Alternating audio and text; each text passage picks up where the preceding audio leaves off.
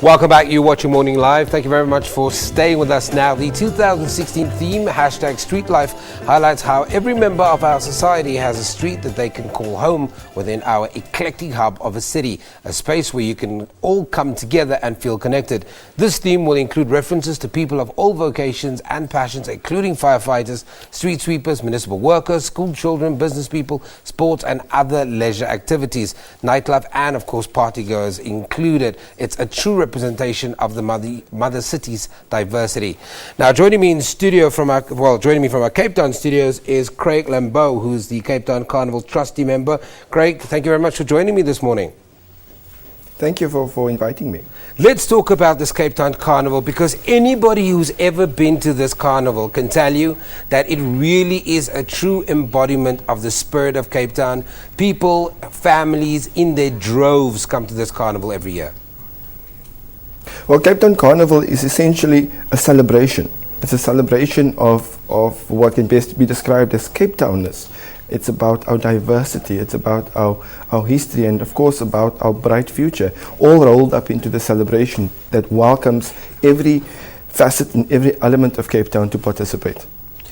Craig, one of the interesting things, of course, is that you've this year talked about street life, that the theme is so really, if anybody knows Cape Town, you'll really understand this theme. But just explain it to our viewers. What informed the decision to theme it like this year? Well, we looked at various elements of Cape Town, and one thing that stood out quite clearly was the informal element and the liveliness of the informal element. So it's looking at street art. It's looking at street performances. It's looking at street food, which is so lively in Cape Town. It's all those elements that's rolled up into one. Because we, as Cape Town, don't just have pockets of activity and things going on, but we bring that together, and street life is an essential part of that. Over the last couple of years, from the inception of the Cape Town Carnival, the demographic has shifted a little, hasn't it? We have a huge international tourism audience that travels to Cape Town this time of the year to be part of this event.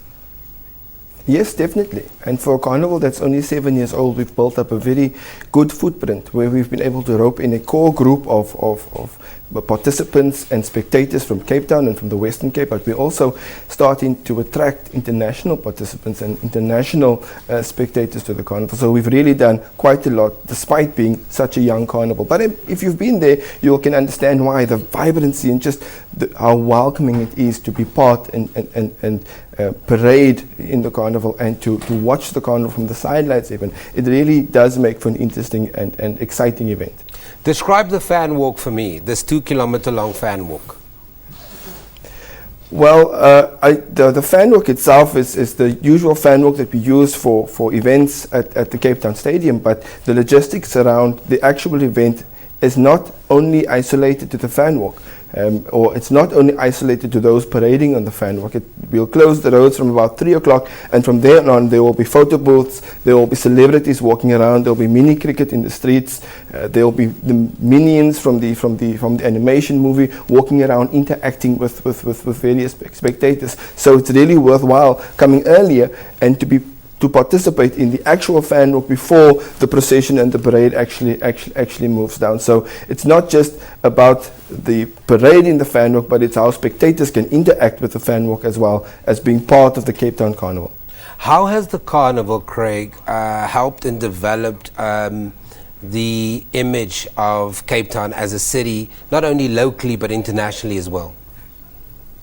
I think it cemented Cape Town's position as a destination that can actually stage world-class events. We've seen this on multiple occasions, but on the sports front and the film and media front, but seldom before on the carnival front. And now we've put our hand up and said, well, we're a world-class city and we are able to pull off a world-class carnival.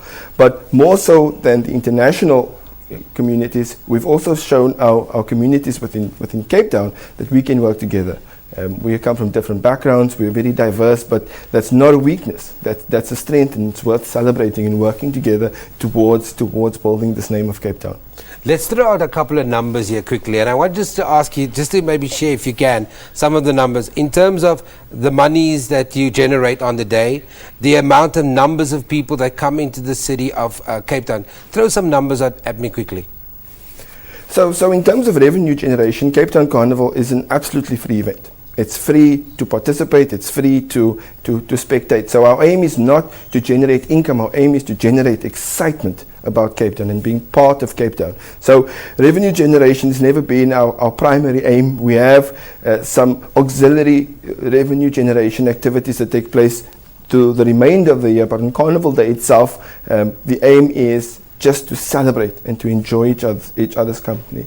In terms of spectators, we have from about 10,000 in the first carnival 7 years ago. We've moved up to about 55,000 in the carnival that we staged last year, and this year is expected to be so much bigger than previous years. We also have 2,000 community spectators, and these are diverse communities ranging from Muizenberg to Khayelitsha, all participating from all age groups, from all denominations, all races, all backgrounds. 2,000 of them proceed walking down the fan walk on the day, just helping the celebration and helping build the social cohesion between the different backgrounds and different facets of Cape Town.